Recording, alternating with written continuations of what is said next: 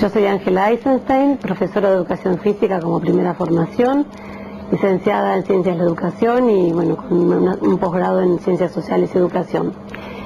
Desde que terminé mi formación en Ciencias de la Educación, mi preocupación fue la enseñanza de la educación física escolar. Y así como mi tesis de maestría tuvo que ver con la didáctica de la educación física en la escuela y su relación con la formación docente, ni bien terminé ese trabajo, me empecé a preocuparme por la historia. Mi preocupación era, si la educación física hoy, que era hace 10 años, ¿no?, cuando terminé mi tesis, tenía esta característica de una práctica casi subsidiaria en la escuela, ¿cómo era que a 100 años atrás se había creado un instituto de formación docente, se había instaurado como asignatura obligatoria en la escuela? ¿Por qué el Consejo Nacional de Educación entre 1904 y 1909 todas las semanas trataba un tema vinculado a la educación física? Esto daba cuenta de una práctica con cierta relevancia. A partir de ahí es que comencé a interesarme por la historia de la educación física, y a eso me dedico ahora. En mi trabajo de investigación son en historia. ¿Por qué la historia? A veces uno se pregunta, ¿qué es la educación física? Yo nunca pude darme una respuesta a esa pregunta desde la epistemología, ¿no?, que sería la disciplina que se ocupa de definir qué son las ciencias o las disciplinas. Sin embargo, trabajando en historia pude aproximarme a una definición que me permitiera trabajar. Trabajo en historia de la educación física desde una perspectiva particular, que es la historia del currículum, y la historia dentro del currículum de las asignaturas escolares. Entonces, dentro de ese marco teórico, no es difícil definir a la educación física. La educación física es una asignatura escolar del currículum de la escuela moderna, de la escuela de masas, de la escuela obligatoria, gratuita, laica, uno podría decir, masiva, que se crea y se expande justamente en todos aquellos países que están llevando adelante procesos de modernización y de organización como estados, democracias capitalistas.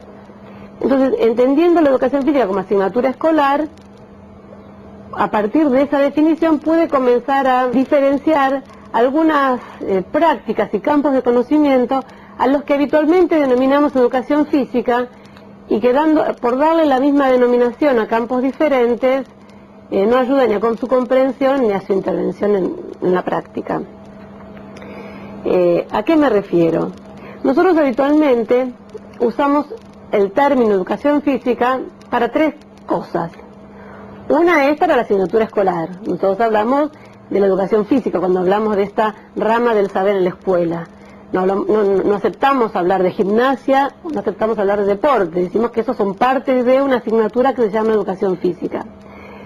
Pero también muchas veces usamos el término educación física para hablar de un conjunto de prácticas culturales, obviamente asociadas al cuerpo y al movimiento consentido, que rastreando en las fuentes históricas, y uno podría identificar o darle el nombre de cultura física. Cultura física es un concepto de fin del siglo XIX. David Kirk las define, lo voy a leer, como un rango de prácticas concernientes con el mantenimiento, representación y regulación del cuerpo, centrado en tres formas institucionalizadas de actividad física altamente codificadas: el deporte, la recreación física y el ejercicio. La cultura física es una forma de discurso especializado que se vincula con una construcción de significados centrados en dichas prácticas corporales. ¿Por qué tomo esta definición? Que es una definición del siglo XIX, con esta connotación de física, cuando hoy quizás nos resulte más afín y más adecuado a los tiempos hablar de corporal o somático. Yo utilizo el concepto cultura física primero porque trabajo en historia y así se denomina este campo de la cultura a fin del siglo XIX y a principios del XX, y además porque utilizar esta definición me permite diferenciar estas prácticas que nombré, ¿no?, vinculadas a la recreación, al deporte y al ejercicio, de otras prácticas corporales, que sería una categoría mayor que las contiene y que incluye también a la cirugía, la moda, la higiene. Entonces, para pensar a la educación física escolar, un punto de partida hasta histórico y metodológico es ponerla en relación, más cerca o más lejos, de la cultura física en cada momento dado. Uno podría pensar que aquello que entra a la escuela como contenido de la educación física, en parte está en la cultura física vigente de ese momento, y en parte deja fuera algunas cosas de la cultura física en cada momento histórico. Ahora, yo hablé que nosotros usábamos el término educación física para 3 conjuntos de cosas. Nosotros también usamos el término educación física para denominar al conjunto de conocimientos teóricos que se elaboran sobre la cultura física. Estos podrían decir la ciencia, la educación física ciencia, la disciplina científica. Muchas veces nosotros, cuando hablamos de educación física, no sabemos de cuál de estas 3 cuestiones estamos hablando. Entonces, como una medida de orden de lo metodológico, aunque es una diferenciación fuertemente analítica, yo propongo diferenciar estos 3 conceptos. Uno es la cultura física, estos conjuntos de prácticas que existen en la sociedad, que son diferentes según la clase social, el origen étnico, la comunidad de pertenencia, el sexo. Diferenciarlas del conocimiento científico sobre el cuerpo y el movimiento significado, que serían las ciencias que estudian a la cultura física, y finalmente la asignatura escolar.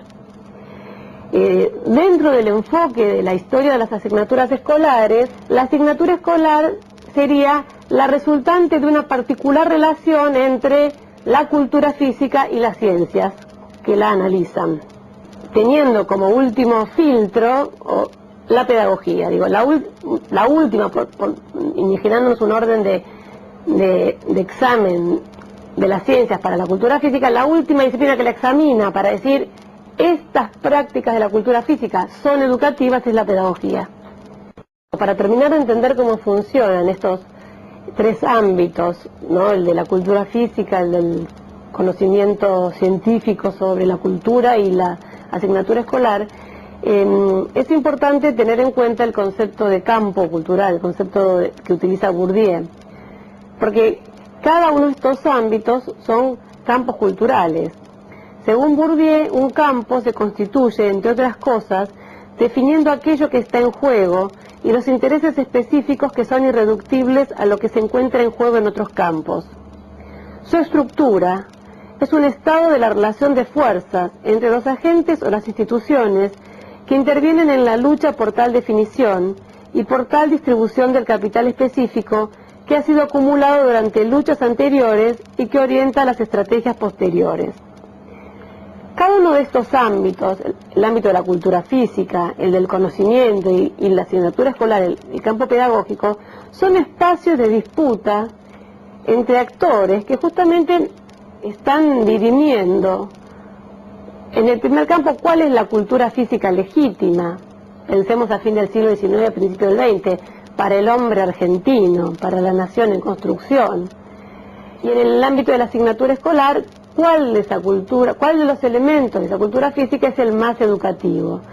Entonces, cuando uno imagina o intenta imaginar cómo es que se produce este recorte cultural, que es la selección de contenidos para una asignatura, es importante imaginar que además de que esta definición, que tiene que ver con, en un punto, criterios científicos o criterios pedagógicos, tiene por detrás o por delante actores sociales que sustentan estos principios y que pugnan por hacer valerlos de cada uno de ellos como legítimos.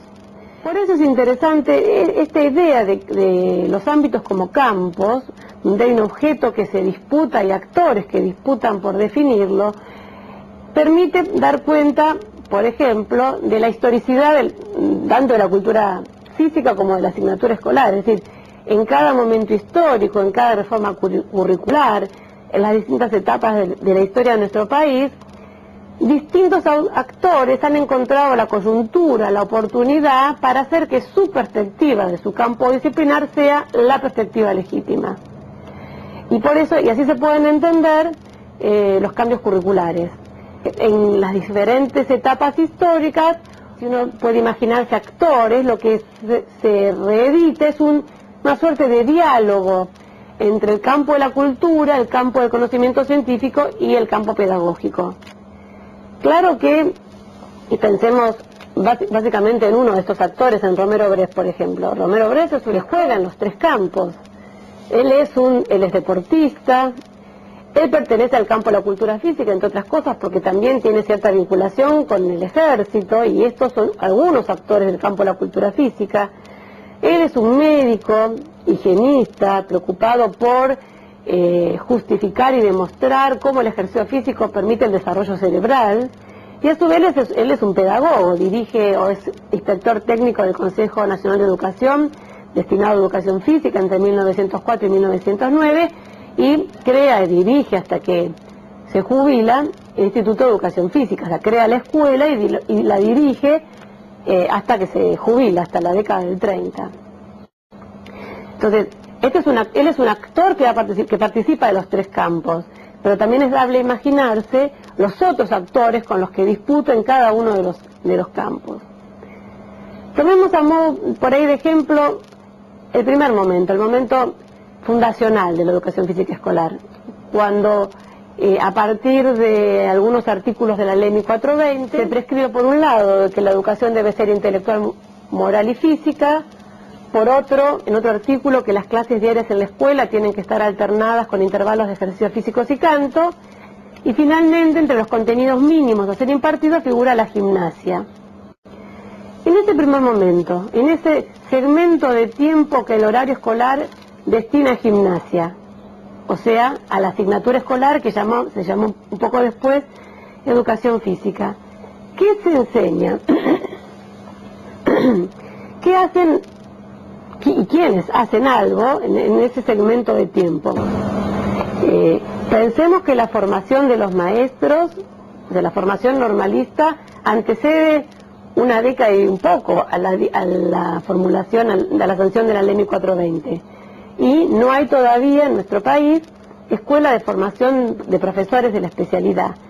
¿Qué se hace en ese segmento de tiempo que tiene, a veces son 5 minutos entre horas, o a veces son segmentos de 20 minutos? En principio el maestro puede hacer lo que quiere, o lo que sabe.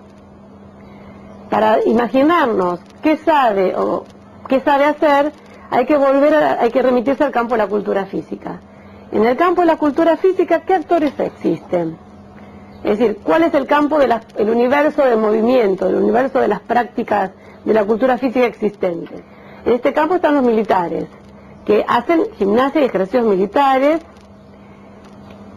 para su formación profesional. Aquellos maestros que han pasado por esa formación, o aquellas maestras cuyos familiares han pasado por esa formación, tienen ese bagaje y entienden que las marchas, las evoluciones, los desfiles, las posiciones de firmes tienen que ver con la educación física, son la gimnasia. Pero también en este campo están los sportmen, o sea, los deportistas ingleses. ¿Quiénes son estos? Estos son, bueno, son los inmigrantes ingleses, los que vienen con la construcción de los ferrocarriles, algunos dirigentes y otros trabajadores del ferrocarril.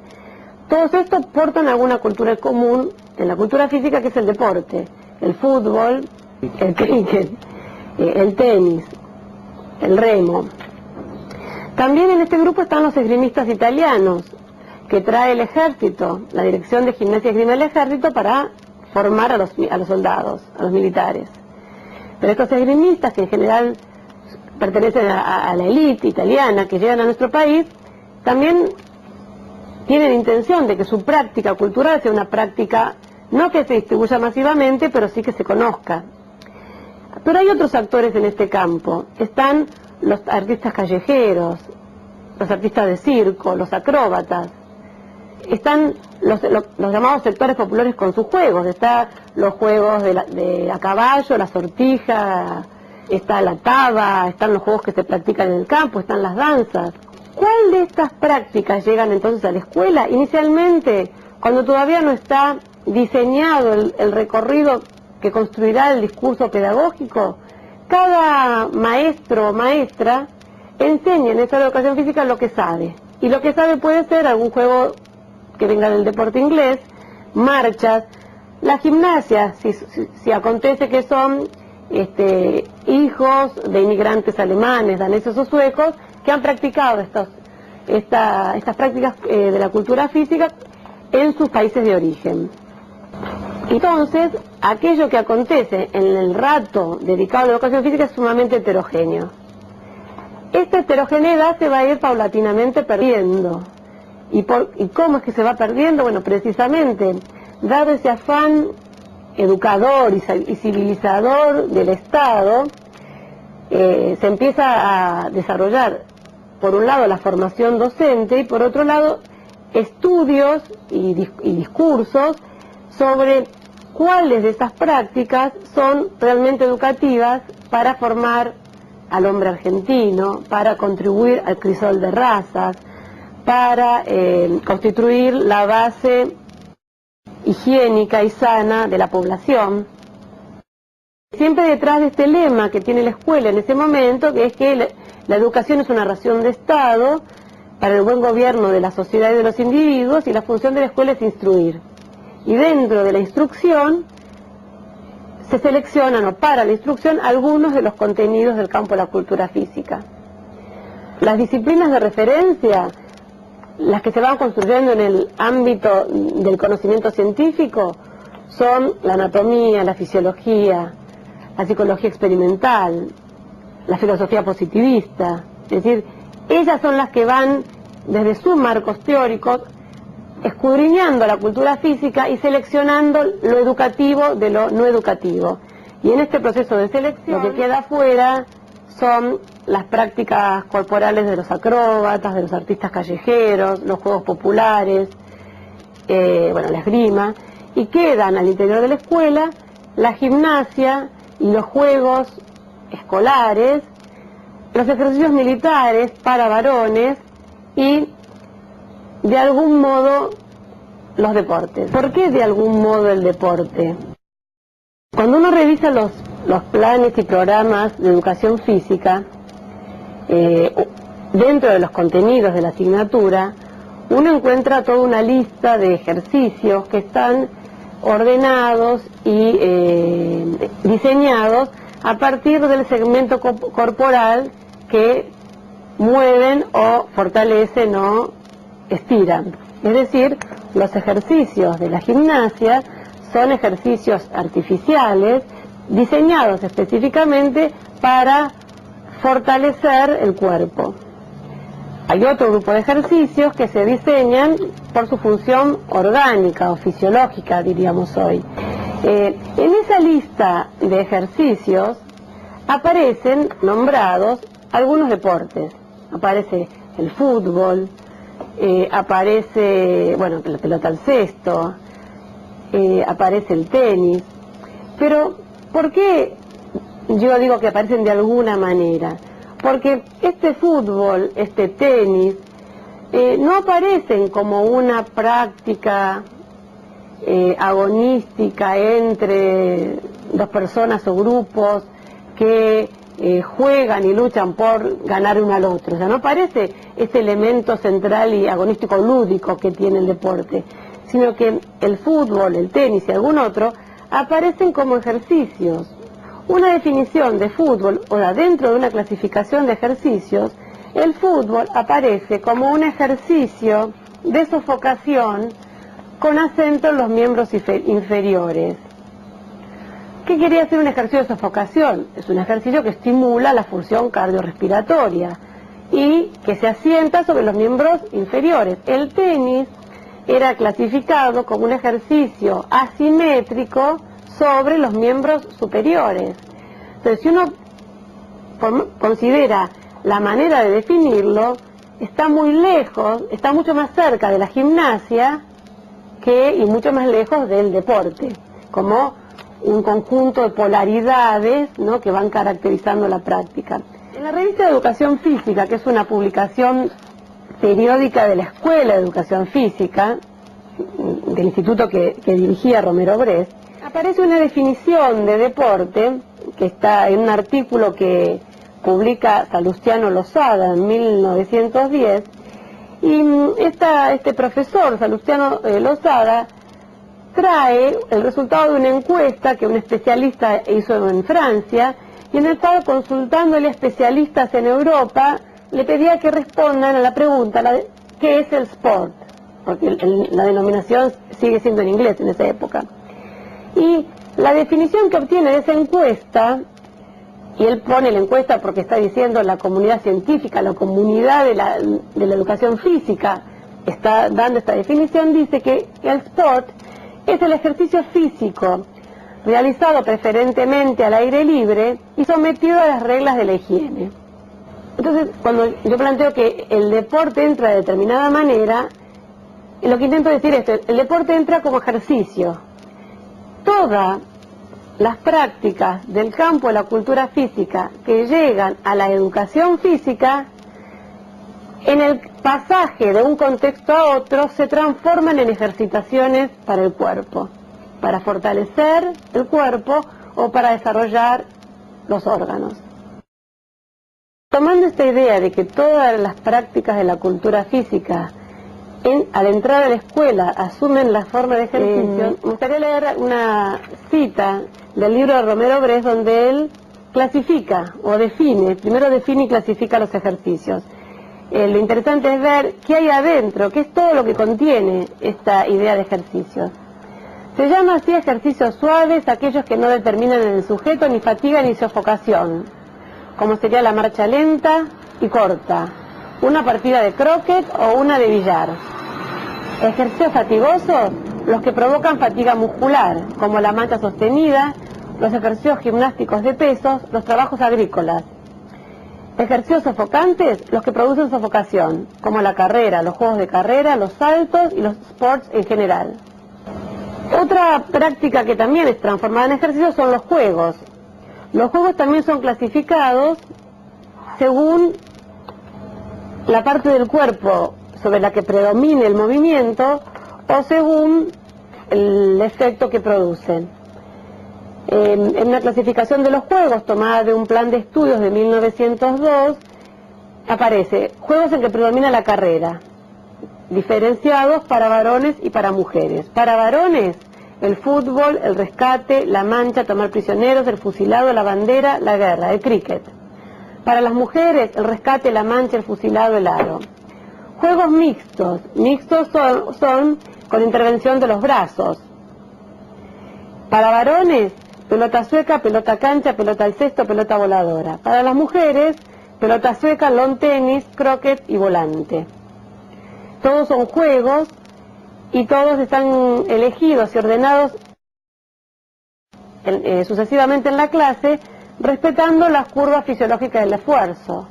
Se comienza con juegos o ejercicios que paulatinamente harán aumentar la función orgánica y se termina con ejercicios calmantes.